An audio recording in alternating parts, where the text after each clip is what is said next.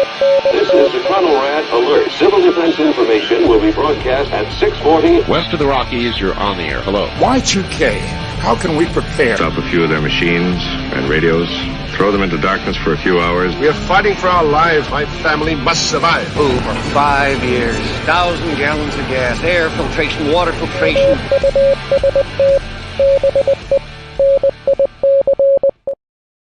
Coming at you from the frozen tundra that is East Central Alberta, Canada. Streaming live on only YouTube this evening. Welcome back to the workshop where we create community, find freedom, promote preparedness, and share success.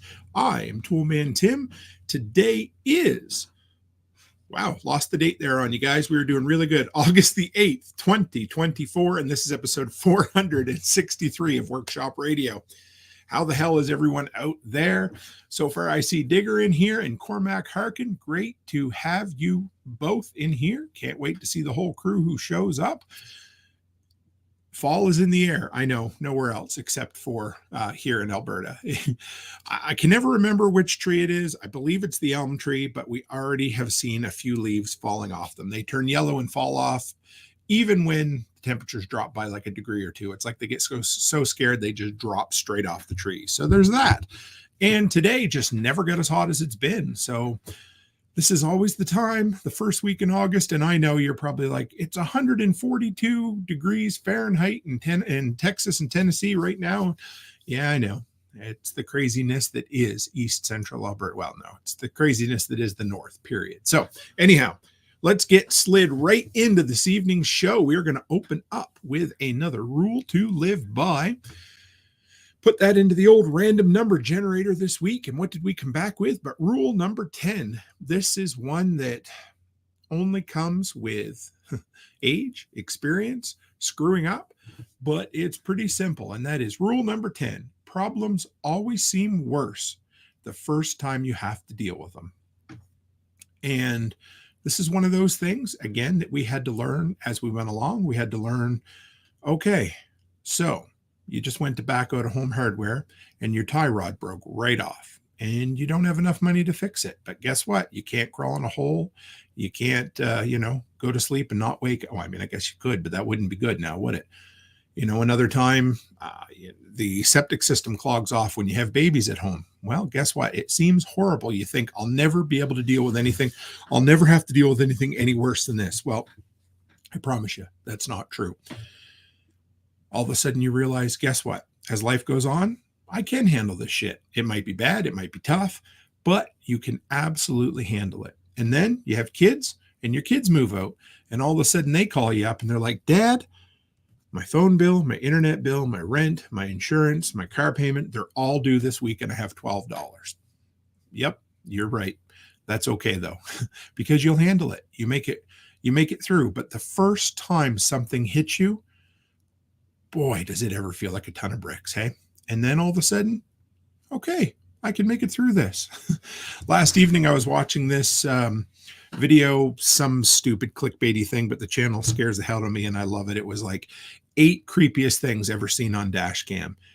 And there was a dad and he was in a car with his son and they were in a national park somewhere down in the States and they got the evacuation notice too late to get out. So they started leaving and they drove right into a forest fire. And the son is kind of losing his ever-loving mind. He's a little bit scared. And he says, but Dad, I can't keep going forward. And the dad's calm and cool as a cucumber. He says, you can do it. We can make it through. And he says, what happens if the car blows up? And the dad, he's like, well, I guess we die then. I was like, oh my goodness. But anyway, it was kind of funny. The guy was just, maybe a little too brutally honest for the situation, but he talked his son all the way through it. They get almost through the end of the fire. They come along a log and the dad's like, well, I'm getting gloves on. I'm going to go out and move this burning tree. And the son's like, I don't think you are. Anyway, they end up having to back the whole way they came, 2 or 3 miles back through the fire. They get out on foot. They flee to a near body of water. They end up finding a park ranger who has a canoe there and takes them to safety. But what an incredible story. I just wanted to share that. It was such a chuckle, the dad. It wasn't on, I don't think he meant it on purpose, but it, was what it was. So over in the Telegram group, going to shout out to Herschel and Norman. I miss you guys. Can't wait to see you. And Yozik just posted a very apt meme because I did just recently see Deadpool, and there's a picture of Deadpool with Milwaukee on his sweater, and then you got Wolverine next to him with DeWalt. Those colors are perfect. That made my night, guys. So it's good to see you. All right, let's slide into this evening. Let's have a little bit of fun here. How about that? If anyone dies while you are kept in your fallout room, move the body to another room in the house. The time has come for Stranger Than Fiction. All right, so we have Stranger Than Fiction, and for those who are new here, who don't know exactly what that is, well, it's just our weekly look at the news, some of the odd things, the crazy, the curious, the contemplative. Man, what three big, well, semi-big C words there all at once. I know a shorter C word that I'm not allowed to say on here, and I'm not going to say it. So there we are. All right, so this one is a story from a long time ago, but I happened to run across this in another one of those videos I was watching this week, and I thought, you know what? This would be a cool story to share. Some of you have probably heard it before. Some of you hadn't, but the dude was definitely a survivor. The dude was definitely a prepper in his own sense. So let's dive into this. This is the story of the Maine hermit, and he ended up getting a little... We'll talk about his name as we go along here, but this is the strange and curious tale of the last true hermit. And this came from GQ magazine, but there are thousands of sources about this story. I'll read you the opening paragraph here to kind of set the setting for what's going on. The hermit set out of camp at midnight, carrying his backpack and his bag of break-in tools. And as he threaded through the forest, rock to root to rock, every step memorized, not a boot print left behind.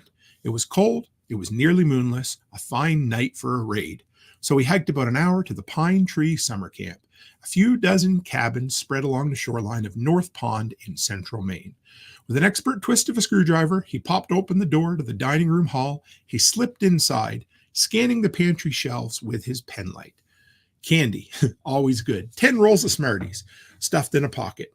Then into his backpack, a bag of marshmallows, 2 tubs of ground coffee, some Humpty Dumpty potato chips, and burgers and bacon were in the locked freezer. So this is how this dude survived in the woods in Maine, saying since the Chernobyl disaster. And he was finally caught in the aughts, the 2000 aughts, I guess you would call it. So let's slide in. Night, this is the dude, the hermit. He stated that over the years, he slept only in a tent. He never lit a fire for fear the smoke would give his camp away. It sounds like he may have had a bit of a mental break around that time. He was kind of scared that the world was going to hell in a handbasket. I mean, maybe it was, maybe it wasn't, but either way. So he decided to move into the cold northern Maine woods. And he said, here's the story. He kind of became a local folk hero, kind of like, you're like, oh, is that really an urban legend? Does this guy really exist, or what's going on? He confessed that he committed approximately 40 robberies a year while in the woods, a total of more than 1,000 break-ins, but never when anyone was home. He said he only stole food, kitchenware, propane tanks, and reading material, and a few other items. Knight admitted that everything he possessed in the world he'd stolen, including the clothes he was wearing, right down to his underwear. The only exception were his eyeglasses.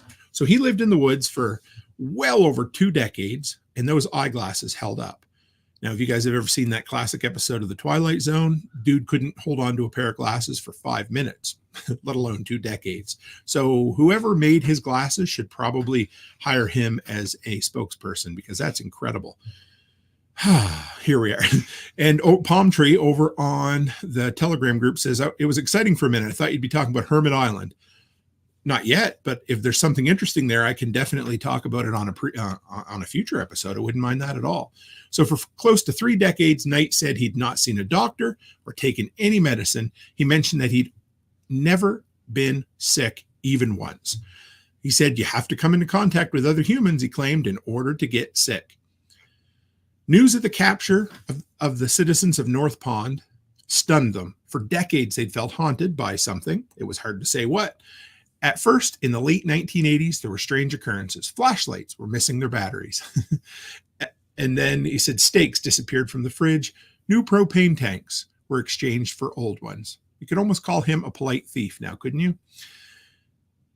My grandkids thought I was losing my mind, said David Pro, whose vacation cabin was broken into at least 50 times. These guys, the locals, must have thought that it was some sort of, I don't know, like organized crime. I don't even know. Then people began noticing other things. Wood shavings near window locks, scratches on door frames. Was it a neighbor? A gang of teenagers? The robberies continued. Boats, boat batteries, frying pans, winter jackets.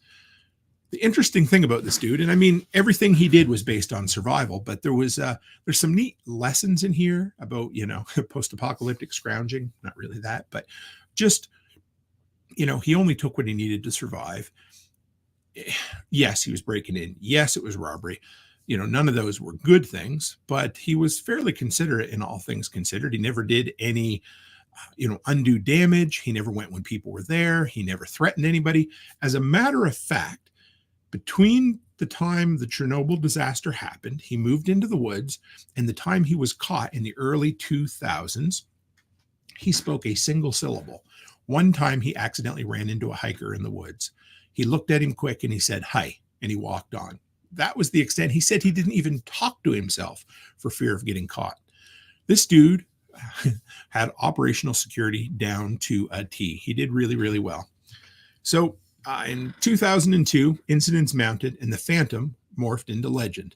Eventually, he was given a name, the North Pond Hermit. At a homeowners meeting in 2002, there was 100 people present. And out of those 100, 75 of them had been burglared at least once. One kid recalled that when he was 10 years old, all of his Halloween candy was stolen. Poor kiddo. And at that meeting, the kid today, when this was written, was 34. So for 24 years, he lived with the legacy of stealing some poor kid's candy. So this dude moved into the woods.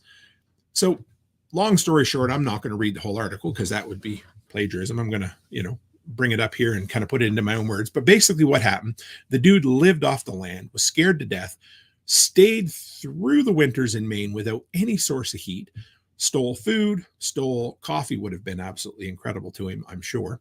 And eventually a cop said, there has to be something going on here. It only took him 24 years to figure it out. So he set up what they called military grade motion sensors into this one cabin's area, one of these the kid camp's place.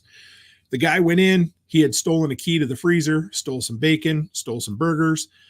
That triggered an alarm that the guy didn't know, and eventually the cop showed up and caught him. It was the first time he'd touched or spoken to a human. They said it was the first time he'd slept indoors in 10,000 nights. I hope I got my math right, but that's what they said in the article I read earlier. So the guy, I think he ended up spending a year in jail. They let him out, and he promptly disappeared into the woods somewhere else. They don't know where he is, what happened to him, at least in the story I read. So the guy had the principles of preparedness down, even if his, even if where he came from, maybe the way he did it wasn't perfect. So kind of an interesting dude. If you want to read more about it, and they ended up calling him where is it here? Something Pond Hermit. He was I'll never find it now. Well, I have you guys live here, but confessed he committed approximately. Yeah. Anyway, so he was the hermit. Just type in the Maine Hermit, M-A-I-N-E Hermit. That's what I typed in. And he's just a really cool story. I felt bad for the guy because he just wanted to be left the hell alone. And eventually some meddling cop, no, not really. Some cop ended up catching him. So there's that. All right. Story number 2. We only have 2 stories in the Stranger Than Fiction section this evening, and I just want to shout out, we got Beth Emily in here. Great to see you. Said cool story. Yeah, I like that story. I always love finding these fun ones for you. And we got Loco, the Filipino nomad. Good to have you in here. Great to see you, actually. I've seen commenting on a couple of the community posts I've been doing on YouTube lately, so it's been good. All right, next. This one is just an informational piece. I don't want it to inspire fear or anything like that. This is similar to reading like the EMP report from Congress or that sort of thing. So here we go. War games show, anyway, that the U.S. could burn through its ammo in as few as 3 to 4 weeks in a protracted war with China, Commission warns. A new formal review warned that U.S. munitions may last only a few weeks in a war with China. Some important weapons like anti-ship missiles may only last a few days. The 114-page report published on Monday by a bipartisan commission said that the U.S. is unprepared for a sustained conflict with China or Russia, much less both at the same time. Now, I'm just going to say, if the U.S. military reached out to their citizens, I bet they could be armed for a lot longer period than that. So either they expect to go through a metric shit ton, actually it'd be an imperial shit ton because it's the U.S. military, unless they were looking to go through an imperial shit ton of ammunition in the first few days. Man, they must be expecting to. But either way, this report basically says that within a very short period of time, with less than a month, in a protracted war with China, the U.S. would run out of ammunition. Now, I'm sure they could ramp up supply and things, kind of similar to they did with COVID and the masks and the hand sanitizer and all that BS. But they also said that they definitely wouldn't want to be fighting a war on two fronts, Russia and China, neither of which would be good. But this was an interesting thought. I don't know what everybody else's thoughts are on it, but if you guys think that's about legitimate, especially from some ex-service folks out there who might have an idea. But yeah, so 3 to 4 weeks out of ammo. Whew, I don't like that. But anyway, all right, we got an announcement for you this evening. And actually, it's kind of interesting that I can mention it as we go along here. But we, I know I've mentioned it in passing. I don't know if I've made it official on here yet. But with October coming around the corner, we have Self-Reliance Festival coming up. Becky and I and the twins will be at Self-Reliance Festival. But also, we are going to be having a couple of work days at the Delinquents Gully. So if you've been there before, you're welcome back. If you haven't been there before, we'd love to see you. So here's what we're doing. We make sure I get the schedule right here for you for a bit. But we are having, so Saturday and Sunday is Self-Reliance Festival.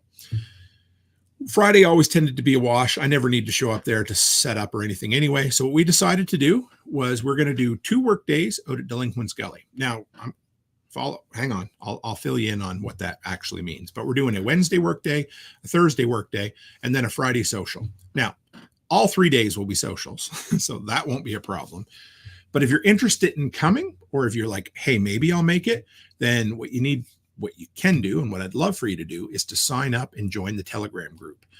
The link is in the description this evening, and I will pull it out of the comments here in a little bit, and I will put it into the comments for you guys. But either way, we're going to have a great time. We had a hell of a time last year when we did it.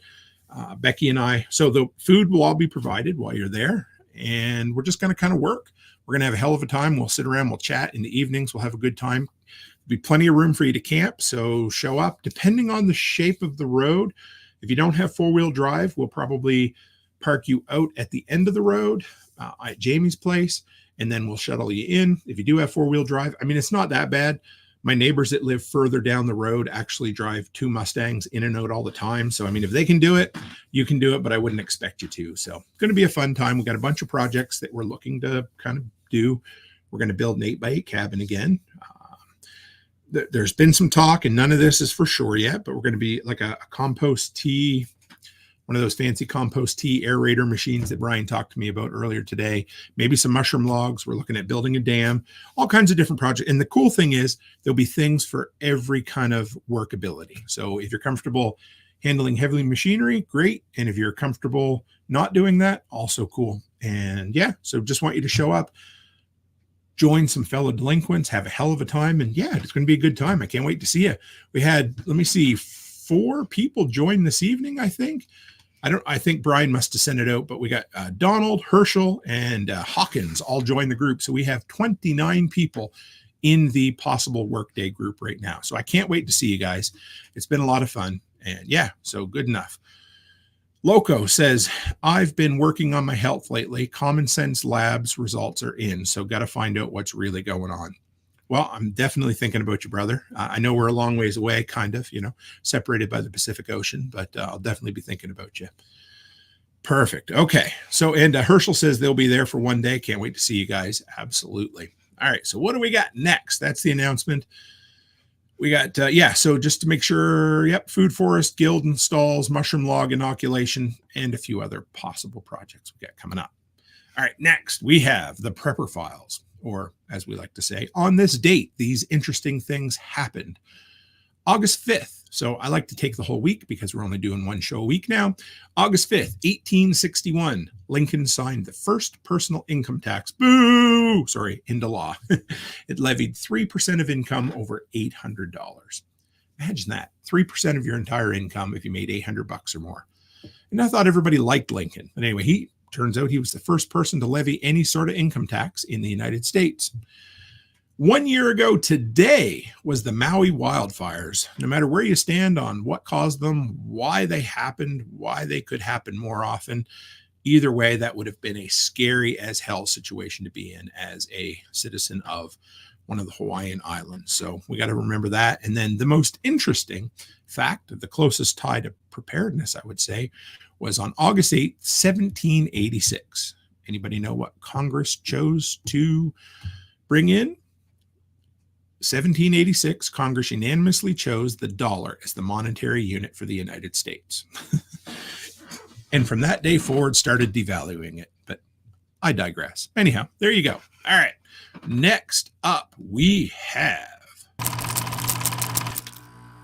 He's dead. They're all dead. Everyone. You and I are in a dead world. And I'm glad it's dead. Cheap, honky-tonk of a world. Coming up next is Workshop Wasteland. All right, this is where we take a look at all things post-apocalyptic, dystopian, and collapse-related fiction, movies, music, games, the works. Not a whole lot this week, but I had 3 little bites I wanted to share with you.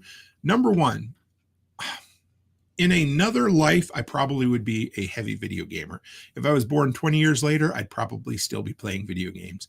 I loved video games in the 80s, Mario World, Mario Kart, all things Mario. But anyway, no, I digress. However, games are great today, but they're also a huge taker of time, which is a resource that I lack in most occasions. So anyway, if for any of those who are video game addicts out there, or, avid aficionados, this one looked pretty cool. Spooky looking Quiet Place game launching in October.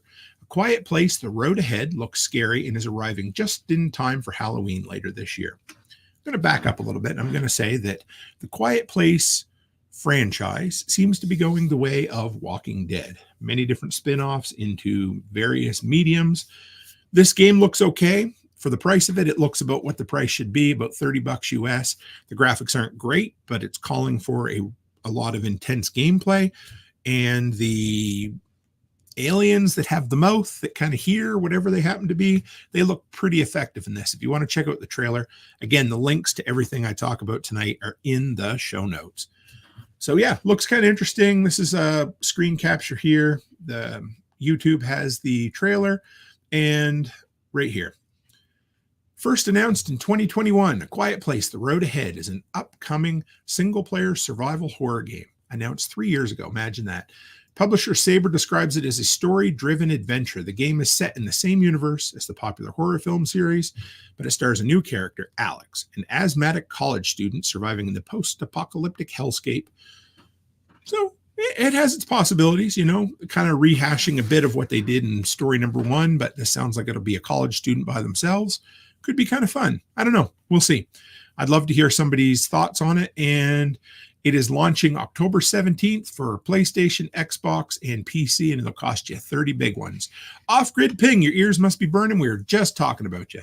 Actually, we were just talking about people parking at your place and then shuttling them in. I probably should have, talked to you about that first, but I hope you're okay with it. No, anyway, it's great to see you. If you guys want to see an incredible project that one of our delinquents is working on at the moment, Off-Grid Ping, his name is Jamie. He's the first neighbor I met on the road, actually, which is where Delinquent's Gully happens to be, and it's Ruby Lane, not to be confused with Ruby Ridge, of course, and not to be confused with Uncle Ted's cabin, but he is building an incredible pond by his place, and I can't wait to see the finished product. Rachel Brown, great to see you. Byron Roberts, also great to see you guys. All kinds of good names in here this evening. Always good to see you. All right, so that's the first piece of Workshop Wasteland. Let's slide into number 2, and that brings us to The Last of Us Season 2. Here we are. The Last of Us Season 2 trailer reveals Abby, Dinah, and a rampaging Ellie. Not much to see, not much to say. Just want to let you know that if you're hungry for a taste of The Last of Us, there was a 30-second trailer that shows almost nothing. But it's good. It's there. And they're figuring maybe January of next year, in case you're wondering. I'm not super excited knowing what happens in the book without giving you any spoilers, But yeah, there you go. Next, Byron Roberts says, Uncle Tim's cabin on Ruby Ridge. Yeah, well, you know, to go along with the Killdozer shirt I'm wearing this evening, tread on those who tread on you. Amen, brother. There we are. David Hosfeld. Good. Did I get that right? Yep. Good to see you. Says, hello, Tim. Glad to catch a live with you. I'm glad you came in, and I'm glad to catch a live with you, sir. And Rachel, once again, Rachel always comes in and starts throwing the slaps around. She says, half you didn't hit the like button. Slap it like he owes you money. There you go. I added that second part, but I'm sure Rachel meant it in spirit. All right. And finally, when we went to see, I believe it was Deadpool, and it may have been The Last of Us Part 17, whatever it was. I'm not really sure. Either way, I saw a trailer for a new movie called Bando Stone in the New World. Could be kind of interesting. It's got Donald Glover in it, who you may know from Community or Atlanta, if you like prestige television. I really enjoy his comedy and his acting style. But this is a bit of a refreshing take on the post-apocalyptic vibe. So Bando Stone is your typical can't do anything for myself, big Hollywood musician type. He's asked in the trailer, can you hunt? No. Can you fish? No. Can you fight? No. Can you run? Not really. I can sing. So this whole idea, the entire concept of the movie, of course, is going to be a comedy. So check the trailer out if you want. But it says Donald Glover as Bando Stone, a famous musician navigating a world empty of people. He meets a woman and her child, and together they journey through a dystopian post-apocalyptic world. Looks a lot of fun. It actually could be fun. It looks like the type of movie that doesn't take itself too serious. Kind of like the one that, what was it? Jonah Hill, Seth Rogen did. This is the end. You know, that kind of thing. But hopefully with less dick jokes, I guess. I don't know. But I do like Donald Glover. I appreciate his choices. He's really big into Spider-Man and Venom and that sort of thing. I think he even did some of the voices in the Spider-Verse animated movie. So just there. So, and Chris Dixon, good to see you, brother. I was thinking about you today. He sent me a meme the other night that made me laugh out loud. I always appreciate it when people send me memes, especially late at night, to make me laugh. And Rachel Brown says, I was just typing, slap it like it owes you money. Need the emoji. See, when I'm live, I get the ability to say it ahead of you. That's all. So good to see you folks in here. So yeah, anyway, if you want to see a funny trailer, check it out. He's definitely your kind of useless artistic style person who is kind of the opposite of Will Smith in I Am Legend and with comedy. So there you go. All right. What do we have next for you this week, folks? Now you stay on the back roads, and you keep your gun handy. Our country is still full of thieving, murdering patriots. Get ready for I Read It on the Internet. All right, guys, this is where we take a look at our preppers over on Reddit, the front page of the internet. And if this is something you're interested in, you can always go over and join r/preppers. But really what it is a place where a bunch of conservative, and I don't mean politically, yeah, they chat and they share stories. And I really like most of their practical advice that they give. So today, since the news was a little bit of a quiet news week, I'm going to say I decided to pick two really good Reddit posts. This is where we look at the top Reddit posts in our preppers for the week. This was a good one. This one's a little scary. I wouldn't say it hits close to home because I don't live in the earthquake country, but here you go. This is from Low Travel 1421, my real life story as an earthquake survivor, hoping that it might come in handy for someone else out there. And I hope it does. That night, the night the 7.5 earthquake happened, I was asleep. It was 4:30. First, I woke up from my sleep. Didn't know why I woke up. Chandelier in my room was shaking incredibly, but I was still struggling to understand what was going on. Since the possibility of the earthquake never crossed my mind before, suddenly I realized the earthquake was happening. I screamed to wake my brothers. They were still asleep despite the earthquake shaking the entire 12-story apartment like a wooden matchstick. I tried running to the main door thinking that I might go out and save myself, but it was impossible because I could barely stand up. The shaking was so intense. The earthquake was already over before I even got out the door. Now, I'm just going to say, if anybody out there's ever experienced an earthquake, I have not. I think it would scare the living shit out of me, pardon my French. They continue. Majority of the buildings were still upright, undamaged, but there were also a lot collapsed, mostly the older ones. The aftermath. Here's some things you might not think about. When the earthquake was over, as you would expect, every single person went outside because of the possibility of their building collapsing. Most didn't collapse during the earthquake, they collapsed afterwards. And to add insult to injury, the night was very cold and snowy, minus 15 Celsius, which would be around 0 Fahrenheit, I'm guessing. Everyone outside was in their cars, if they had one, trying to stay warm using their car's heater. They quickly burned all the fuel anyone has in their car tanks, and everyone rushed to the gas station to refill. Again, yep, I know. Yep, you guessed it right. The lines at the gas station were around kilometers long, or divide that by 1.6 and you have miles long. No, sorry, multiply by 1.6 and you have miles long. Almost half the people waited in line could not get any gas. Again, then people rushed to the grocery stores to eat something. And you guessed right, there were huge lines and stores ran out of food. Most people were hungry and thirsty for 8 hours straight until the afternoon. If that was bad enough, but there was more. Second earthquake. Even if some thought it was safe to go back into their homes, it wasn't. Because after a strong earthquake like the one I experienced, there was a second one close behind. And yep, it happened almost with the same intensity, causing hundreds of buildings, to collapse with people in it, causing more damage than the first one. I was at home during the second one too. I'm lucky to be alive. The building didn't collapse and I rushed outside again. This time it was absolute hell. There were fires because in some buildings, the natural gas pipes had exploded. There were people under the rubble screaming out in pain. I could hear all that. And I even saw one kid completely crushed.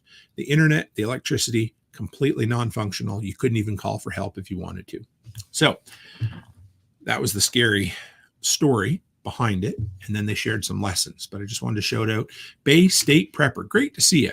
Said, hey, Tim, happy to catch you live. I really like the new vignettes between segments. Thank you very much. I appreciate that, Bay State. And, I do have more in the works because I have more segments now than I have vignettes. So don't worry, there'll be more coming as time goes on. But Rebecca from Red Flyer Media helped design. I started them and she polished them up for me. She did my total new intro and outros, which I love. Thank you, Rebecca.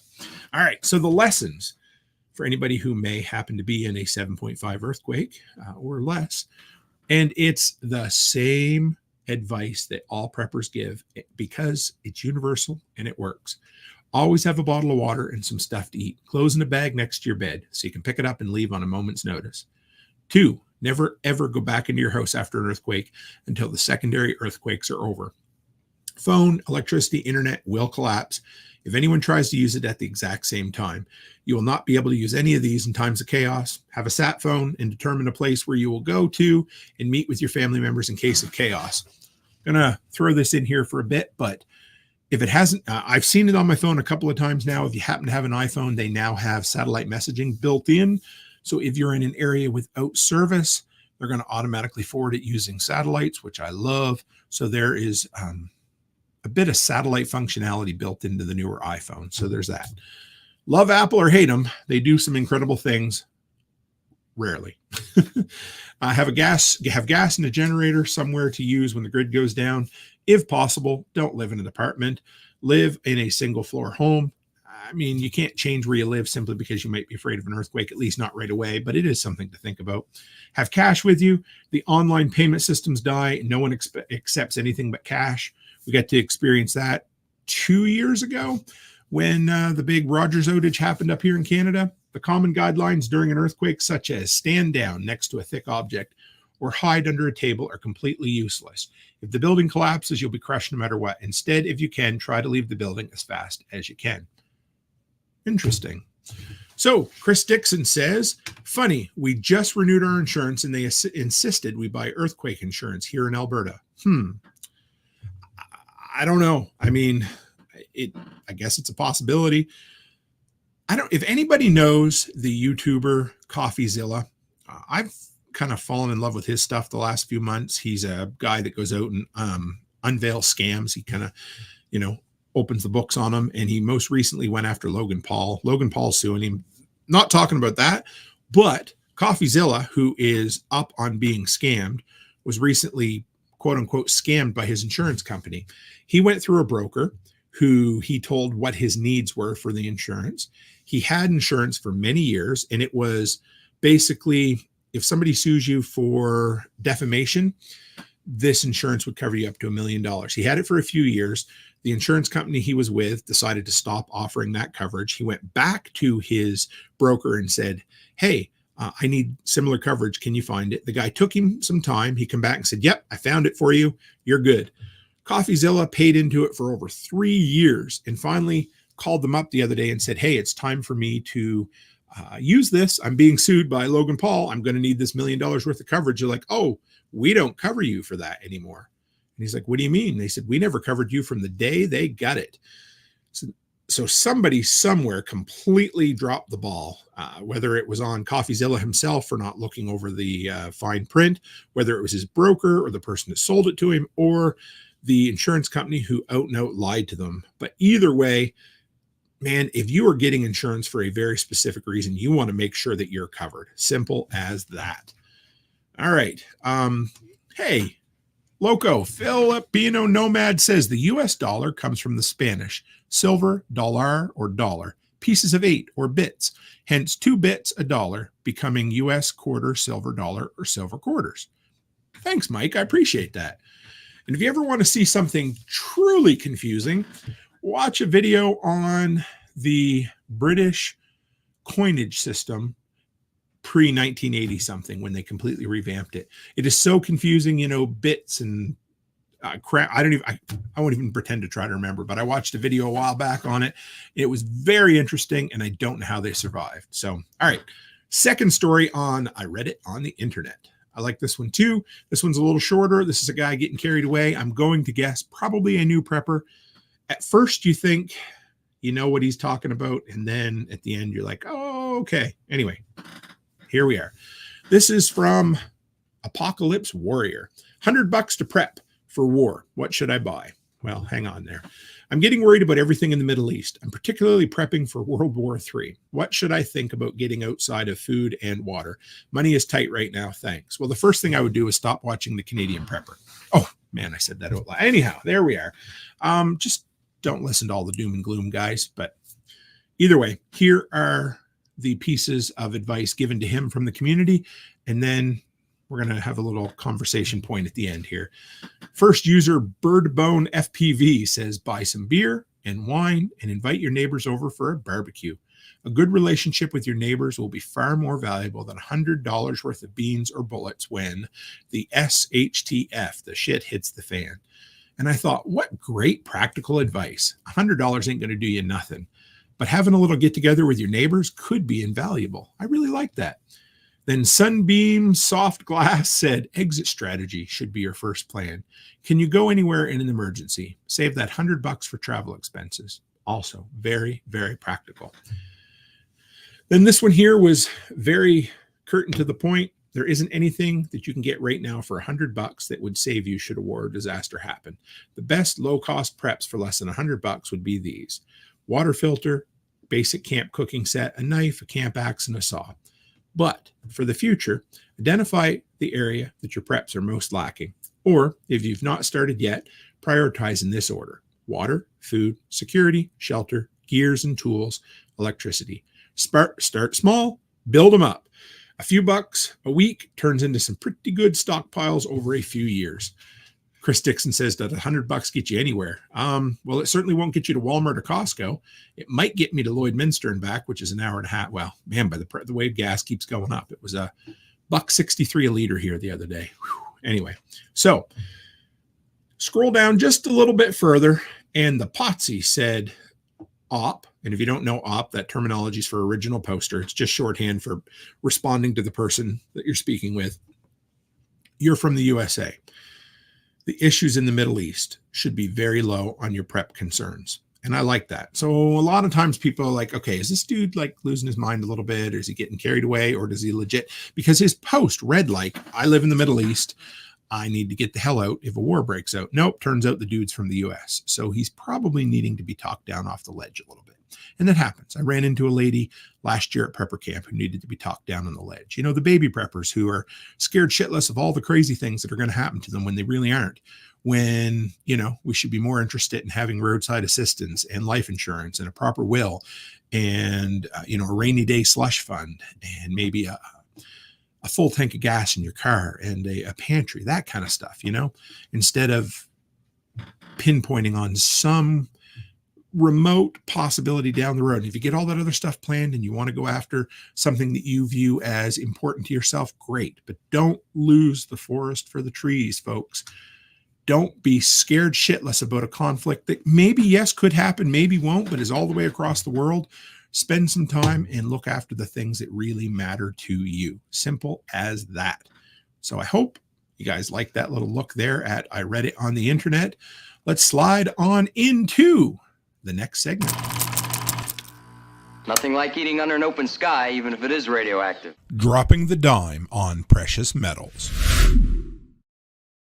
So this is where we take a look at precious metals, and simple as that. I'm not selling you any precious metals. I wouldn't sell you any of them that I have because I like to buy precious metals. But either way, been a few weeks since I've had anything of interest to share on precious metals. A couple of weeks ago, I mentioned in passing that some of the states were passing laws to ban sales tax on precious metals. Well, if you live in Kentucky, where you would think, hey, they might not want to tax your precious metals, hang in there. Kentucky governor plans to continue to collect sales tax on gold and silver despite new law. Here you go. This is written by Tyler Durden. If you don't know, he's a soap magnate. Kentucky Governor Andy Beshear has decided he's going to continue collecting sales tax on the sale of gold and silver, despite a new law repealing the levy and an attorney general opinion calling his line item veto of the provision unconstitutional. The provision defines bullion, bars, ingots, or coins which are made of gold, silver, platinum, palladium, or a combination of these metals. Byron Roberts, I usually don't jump back and forth here in the comments, but I had to. Brian Roberts says our governor's an idiot. Based on this, I'm going to guess you're probably correct. Value based on the content of the metal and not its form, and used or have been used as a medium of exchange, security, commodity, blah, blah, blah. Anyway, the House passed the bill, and it says currency is defined as a coin currency made of gold, silver, palladium, or other metal or paper money that has been used as legal tender and is sold based on its value as a collectible item rather than the value of a medium of exchange. So in other words, they basically passed a law that says if you're buying, gold, silver, palladium, platinum, any of those things as a store of wealth, you're not going to get taxed on it. If it's a collectible, that's a different story. Most people say he's not within his constitutional rights to veto that one thing. I didn't actually know that line item vetoes was a thing where you can go in and cross out the lines you don't agree with, and you're like, we're not going to do it. So anyhow, at the moment, the House in Kentucky passed that bill 34-0, but the governor's like, hold up, wait a minute. I still want my my tax dollars. So sorry, Byron, Kentucky's a beautiful place with tons of bourbon, but right now you still got to pay, you're supposed to pay sales tax on precious metals. Rachel Brown says baby preppers are better than the oblivious, what can you do but go with it. 100%.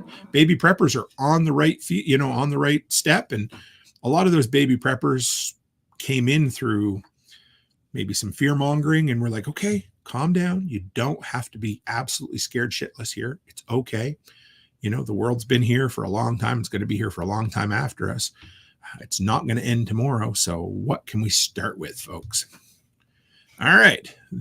What do we have next? This one here, I do not have a segment transition, a stinger clip, whatever you want to call it for this yet, but this was sent to me. The name was sent to me. We're gonna call this segment the Faraday Cage, and this is where we take a weekly look at tech that may or may not relate to prepping. And this one is interesting. It actually reminded me a fair bit of a Simpsons episode, and I know it's pretty cool to say that the Simpsons predicted the future, but as we go into this, see if anybody remembers what episode it may have played into.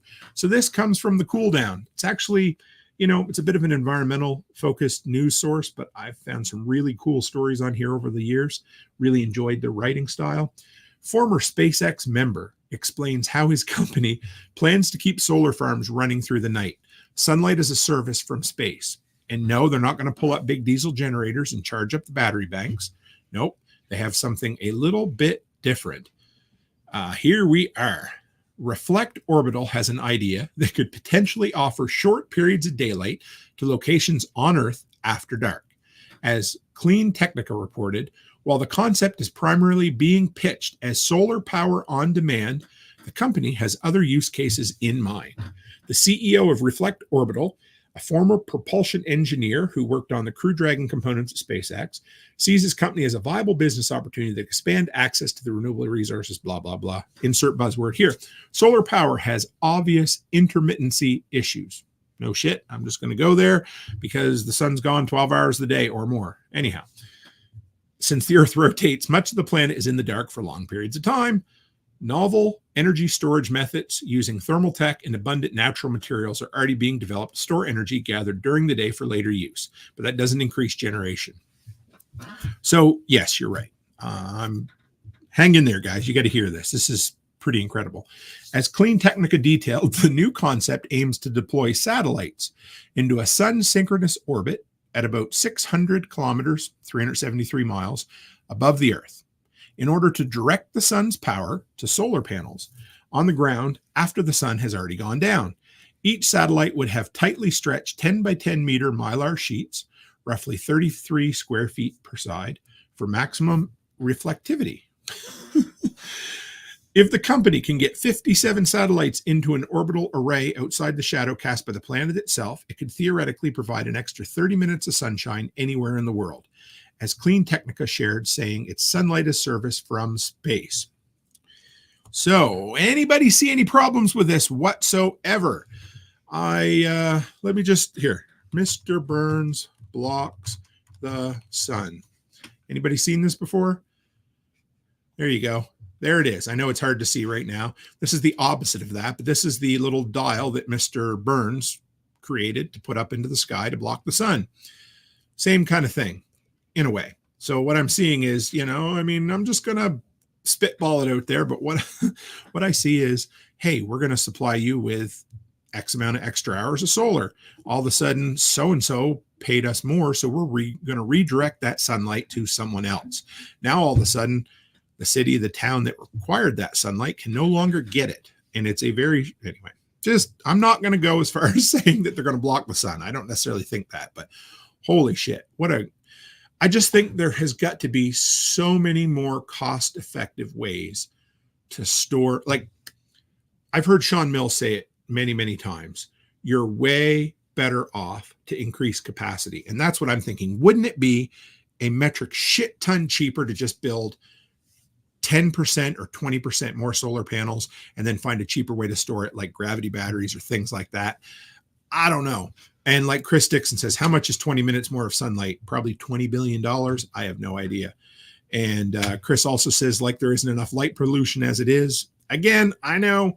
I mean, I remember many years ago reading an article about a valley, I think it was in the Italian Alps, I believe, where they would, for certain parts of the year, could get no sun because of where their town was in the valley. And they were looking at setting up a big refractory mirror to shine sunlight down in there to, give them vitamin D and things like that. I could see that. There's more talk about, the altruistic end of things where they're going to pipe sunlight into the North Pole so that people aren't affected by seasonal affected depression.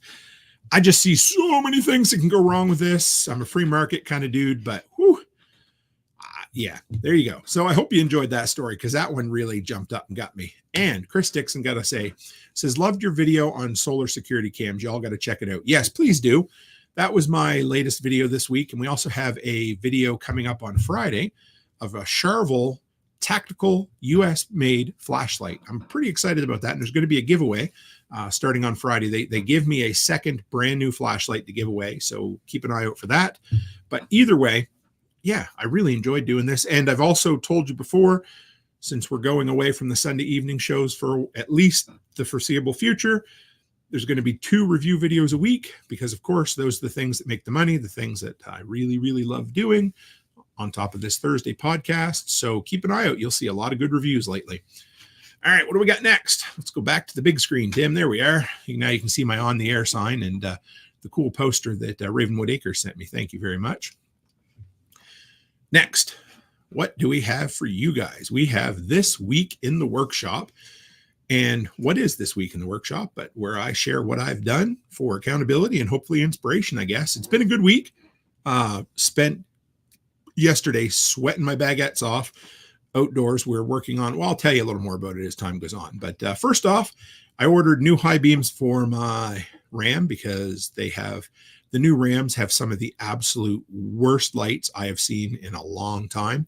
However, the ones I got were actually low beam. So I now have LED low beams and incandescent or halogen high beams, but the new high beam showed up today. So there you go. So I'll be one of those dicks that everybody flashes again, but I cannot stand the little bit of light that those new high beams. Oh, anyway. Last Friday after the show, I did a bunch of work over at the 12 unit. We got a dishwasher installed, fixed a sink that totally wasn't working the way it's supposed to. Hung some blinds, changed some lights, hung some curtains, made another punch list of a bunch more stuff to do. Yeah. We had a sewer line cleared out at another rental, not one I own, but one I look after. It was great. It was $300. We thought we had it cleared. Dude said he got all the way to the street. A few days later, it backed up again. So we now have a company coming in to dig the entire thing up and replace both the sewer and the water line. Sucks, but there you go. I shared a picture this week in the Telegram group, if you don't follow there, of a cool little mini tackle box. And Letty Lou, if you're listening, she shared some pictures of one she did herself. These, I think, actually, I saw them on Instagram. Becky's like, oh, I've seen them on Temu. So we ordered a couple just to test them out. But they're just little tackle boxes, small clamshelled ones, and they come with labels for your common over-the-counter medicines. So it's like a little OTC medicine chest that you can keep in your purse, in your truck, all of those things. So really cool. I spent Friday night and Saturday. So Friday last week was a busy, busy day. We spent Friday night and all day, well, most of the day Saturday, cleaning out that front shed. And I've shared with you guys my plans. That front shed had become a catch-all for junk. And I took a hard line stance on purging. And I got rid of 98% of the stuff that was in there. I realized I hadn't touched it all in well over a year. So it was either donated, given away, or sold. And then when my brother-in-law and everybody showed up for my nephew's birthday party, we lifted the metal shed off, put it on a trailer, and took it over to my son's house. So that's the first step. Next step is cleaning out the sea-can downtown. Third step is building the deck next to the sea-can in the backyard. Step 4 is moving the she shed that Becky gave me over from where it was, because I built her a smaller she shed this year. And then that becomes my own personal little hardware store for building maintenance for my property management. So step. You got to have a plan. Every summer I have a plan, because if I don't, I get nothing done. What next? Selling a bunch of stuff. So I decided I wanted, if you guys have seen it, the next upgrade I want to make for my review videos is I want a teleprompter. Yes, I know. You're like, what do you need a teleprompter for? Well, trust me, it's just the next upgrade. I'm always saying, 1% better every week. And so I've been looking at the Telegato teleprompter. It's called the prompter, really. And it's $400 Canadian, more than I want to spend on it. So I decided that I was going to clean out my garage, the workshop, find some things in there that I didn't want anymore, and start selling them on Facebook until I make the $400 to buy the teleprompter. Just a way to do it that it doesn't cost me anything out of pocket. I'm at 120 that I fished out of the washing machine today because I forgot it in my pants when I put it in there. So there you go. I'm a third of the way there almost. So can't wait for that. That's my next upgrade. Just simply for speeding up the video creating process and for forcing me, I don't want to ruin the show for you, but if you ever notice, I'm usually looking up at the picture, not down at the camera. If I'm looking at the camera right now, you guys can see me looking straight at you. So that's what I want for a few reasons. But anyway, that's my next step. Always save the welder. Yes, the welder's still there. I try. Anyway, we'll get into that. This week I did a review on a solar security camera, which it was a very early, first thoughts test review, and I really enjoyed it, and I've grown to like it even more. But the biggest thing I liked about it was the ease of setup. It was bam, bam, bam, done. I loved it. And also a flashlight's coming up. You'll see that too. David Hosfeld said, you just made me go check the lint trap. Excellent. That's what I do. No. All right. What else we got? Yesterday we rented a Toro Dingo. And if you didn't know what the Dingo was and you thought it was just something that ate your baby, you're wrong. It's kind of a stand on the back earth mover, I guess you would call it, but it also comes with a front auger, which was crazy. It was a lot of fun. I spent all day on that thing. I also taught my son-in-law how to use it, even though I'd never used it before. The entire thing weighs less than 2,000 pounds, comes on a trailer that you can pull with a 2-inch ball. I was surprised at how well it worked. The payload is a little over 500 pounds, which is more than enough for soil. If you're doing gravel, you're going to want to be a little more careful with it. We're digging up. I will show before and after pictures. This is a massive project. Tomorrow we have 1,500 feet of sod coming. So I've got 3 of us working on it tomorrow, but the plan is to finish the retaining wall, get the sod up, and then on Saturday build a new set of steps, put in a railing, clean everything up, and hopefully have Sunday off. But it's going to be an awesome project. I'm really proud of it because we're almost ashamed of the play area in that daycare. And that's because we bought it from an existing person who didn't really take good care of it. And we've been waiting for the right time. We went and had somebody price the job for us, and their labor alone was going to be close to $6,000. Now, is it worth it? I mean, maybe not, but me and my son-in-law, we already get paid by the business. And I thought, you know what, we can make this work. So we're going to save the company about $6,000 by doing it and doing a better job. So can't wait for it to get here.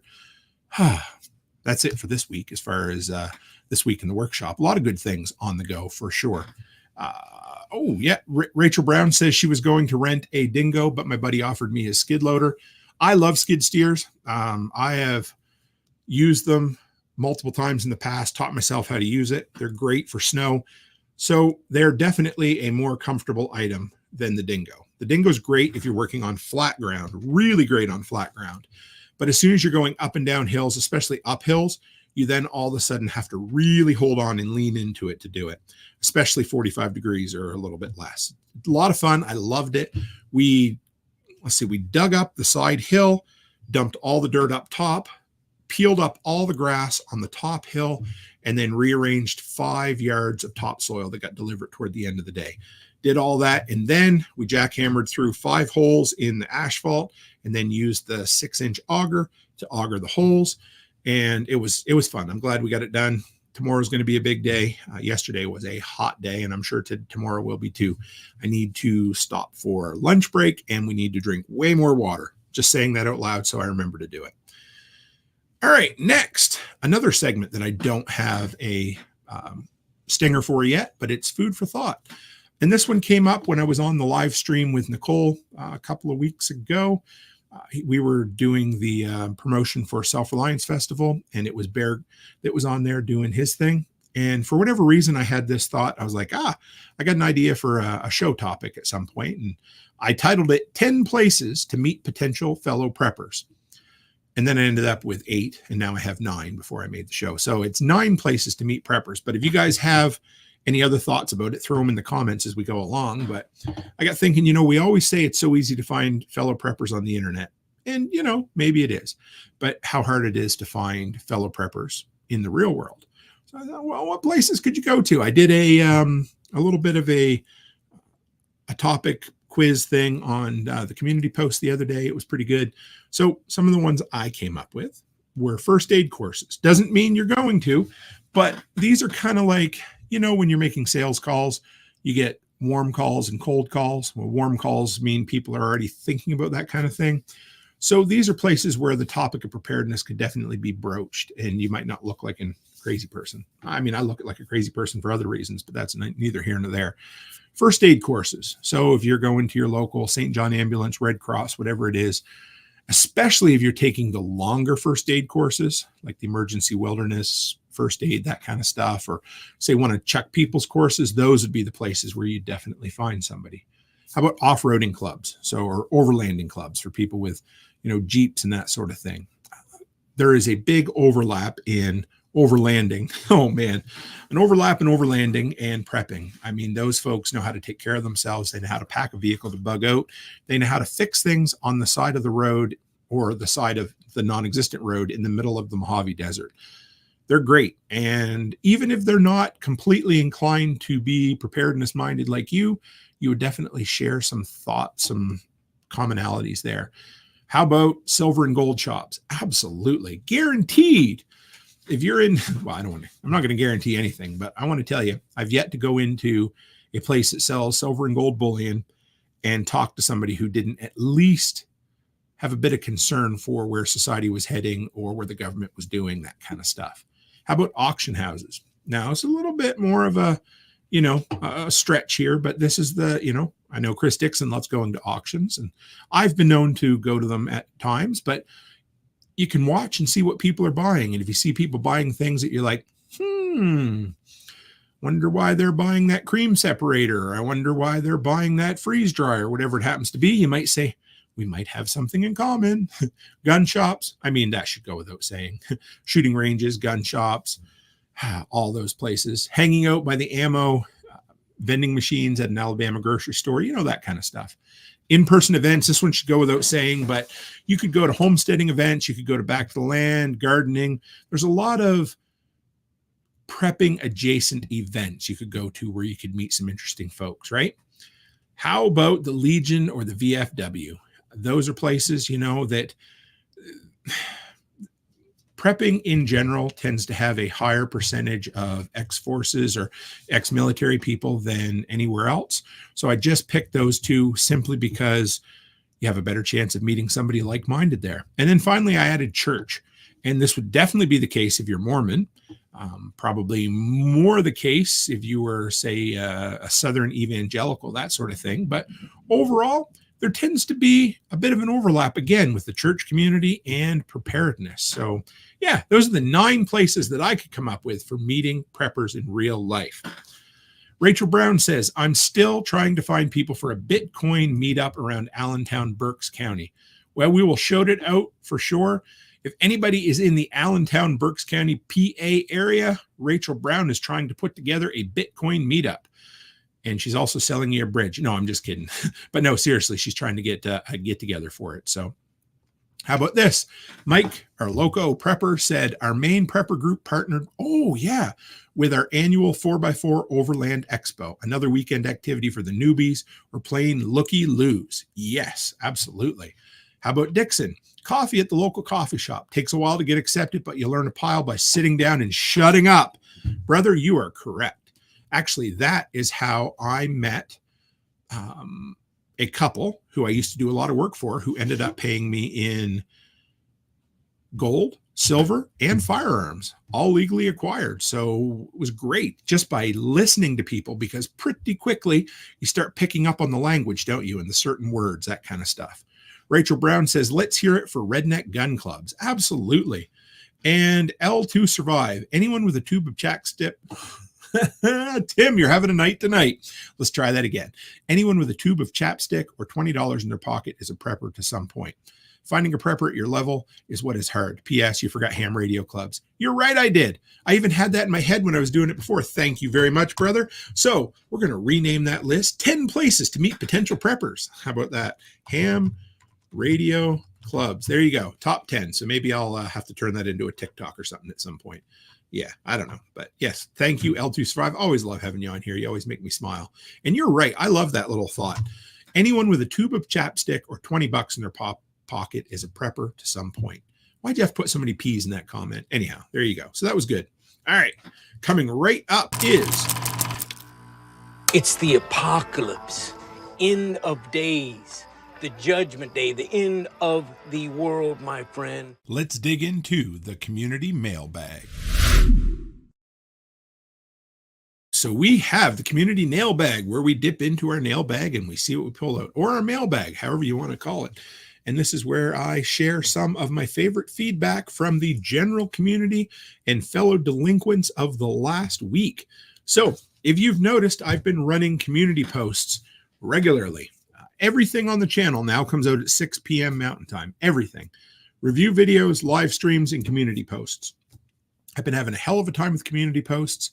Been getting a ton of feedback, a lot of interaction, and it's something that YouTube is really pushing right now, and it's something that fits into the branding of my channel.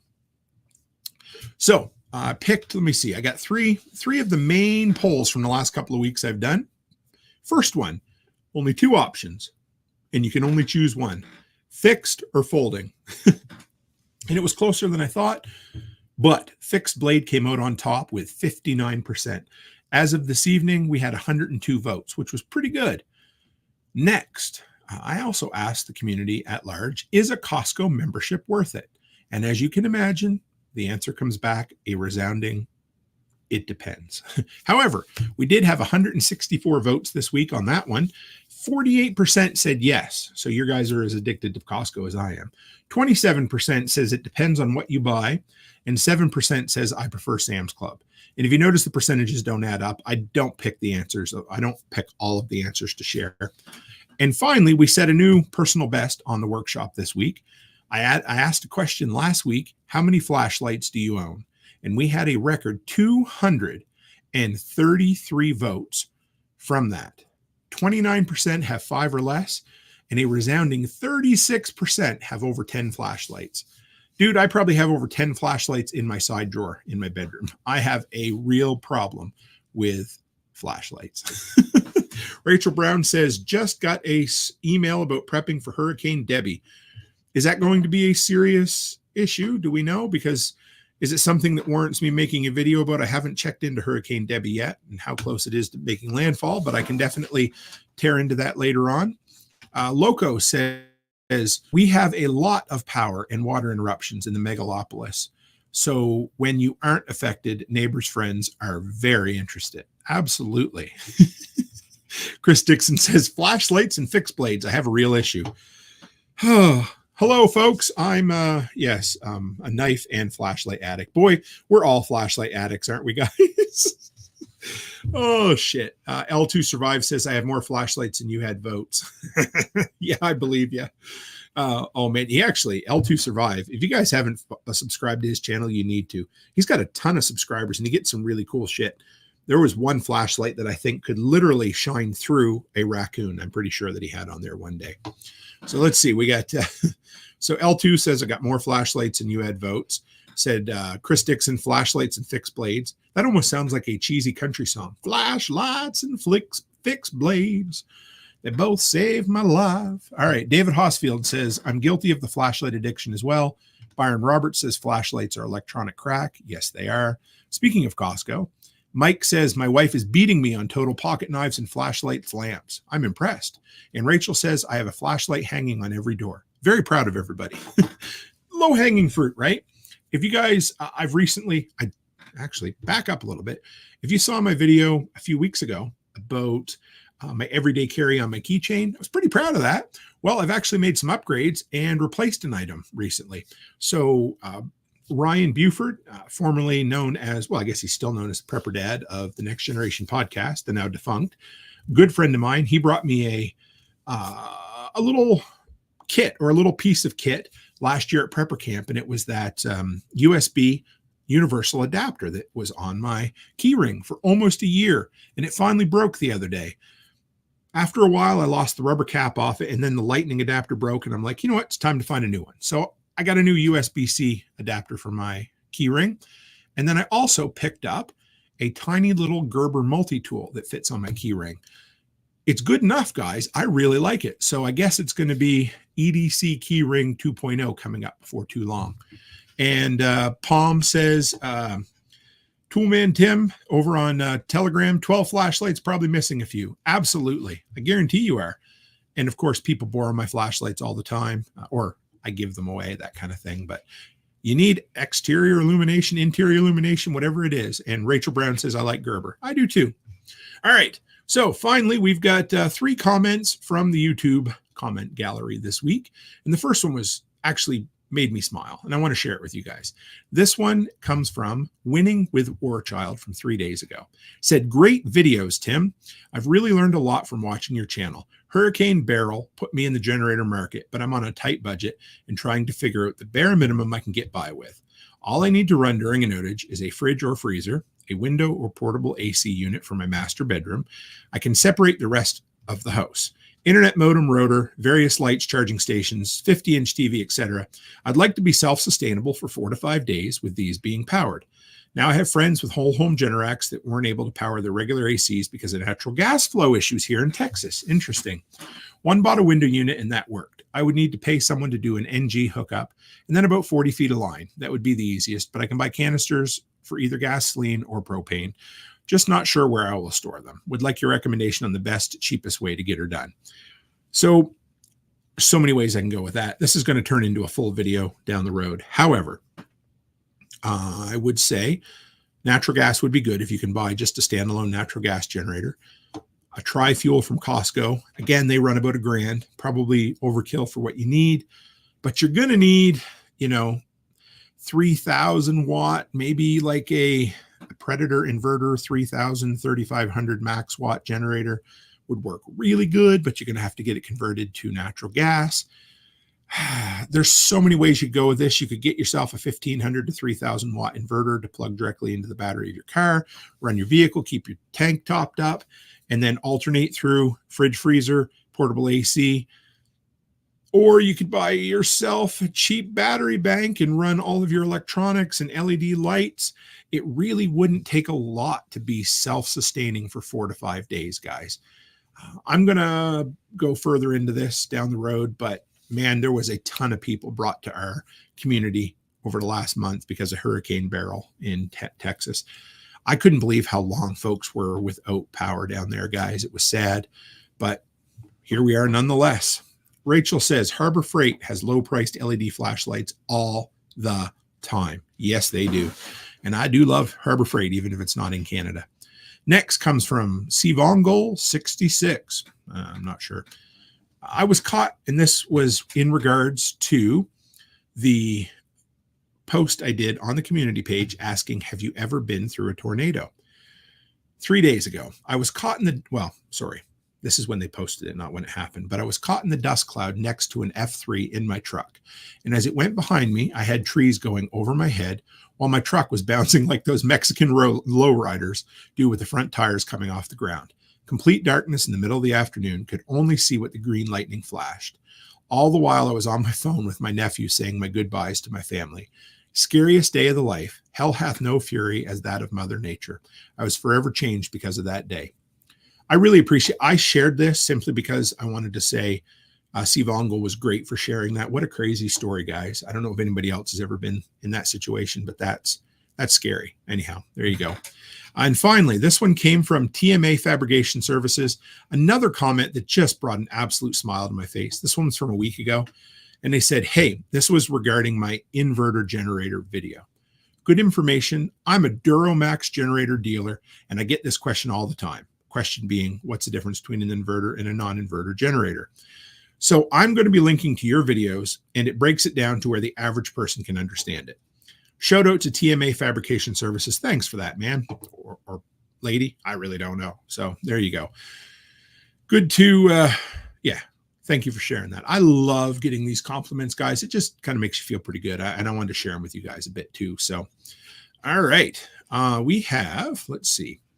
Go back into the comments. Off-Grid Ping says, I have the Predator 3500. Great generator. I do too. Actually, my brother-in-law has it at the moment because I did recently pick up the dual fuel. Guys, you have flashlight addictions. Well, I have generator addictions. My wife talked me into buying it. It wasn't my fault, but I do have the Predator dual fuel generator with the remote start and the upgraded wheel kit and all the beauty and the bells and the whistles. Getting ready to do a review on that. I think my brother-in-law is going to end up buying the Predator 3500 from me because he has put all the hours on it and I've put none. And so he's going to come do a couple of follow-up reviews with me on it, but it was time to upgrade. And then somehow I missed in February, at least I believe I did, a tri-fuel generator that Harbor Freight brought out as well. Did anybody else catch that? Because I literally missed it and didn't do anything on the channel for it. So there you go. Yozik, I did not know this, brother. I'm sorry to hear this. Said they're dealing with tons of power outages here in Cleveland right at the moment. I don't want to jinx it or anything, but we're blessed here in Alberta. We have so few power outages. It's incredible, but got to be prepared for it either way. L2 Survive says, search YouTube for EG4 mobile solar cart. Oh, Will Prowse, man, I love his channel. 3 kilowatt inverter and 5 kilowatt battery. Will do. That is great, guys. Check that out if you think of it. And Ed Celio, I think you might be just a little behind on the live this evening, Ed, and it's great to have you either way. Says the Mojave Desert is the side of the road for me. Well, stay safe out there, would you? And Rachel Brown says, Hurricane Sandy taught us how much of my preps can be moved. In half an hour, we could have gone months. Good for you, Rachel. I mean, it sucks that you had to deal with it, but good for you. And Yozik says tornado stuff. also. Yeah, that sucks. I didn't realize that. I guess it is Ohio, isn't it? But you know what they say? Cleveland sucks, and apparently it blows too. Oh, Tim, stop with the dad jokes. My goodness. All right, folks. So that kind of wraps up this week in prepping. I really enjoy doing these Thursday shows. It's a lot of fun. I kind of look forward to it. So, yeah, going forward, tomorrow I have is tomorrow Friday? Tomorrow is Friday. Tomorrow we have the new video dropping for the tactical flashlight. I'm really excited about that. It was a lot of fun. It more than exceeded my expectations. I definitely do my best to try to break it in the video, so enjoy that for sure. Yes, Cleveland rocks. It doesn't suck. I know. I'm sorry. That was mean, Yozek. That was awfully mean, and I didn't mean it. But yeah, so that's coming up. And like I said, we've made a few changes here. So we're going to 2 review videos a week, 1 live stream on Thursdays. Had to move things around because because that's life. It is what it is. I have all my life. No, back up, Tim. Since we've started our entrepreneurial venture, I've always said, go after the things that are bringing the biggest return. And the daycare is huge for us. And you know that. So that's where we're heading. So tomorrow I'm going to spend the day up there. Probably Saturday I'm going to spend the day up there finishing the job. Hopefully I have Sunday off. And then back up Tuesday, Wednesday again. And man, what a great summer. It's gone fast. I hope you guys have had a great time. We are well into the second half. We're actually into the August, September, October, November. Nope, not yet. All right. At the end of this month, we'll be into the third of 2024. So there you go. And my dogs are saying hello just as we end up here, guys. So I appreciate the hell out of you. Thanks for coming in. I hope you love these Thursday episodes. If you have stories you want to share with me, any ins and the outs that you'd love to see featured on this show, send them to me through Telegram, send them to me through email, therealtimcook@gmail.com. And as always, stay happy, stay healthy, and have a great week.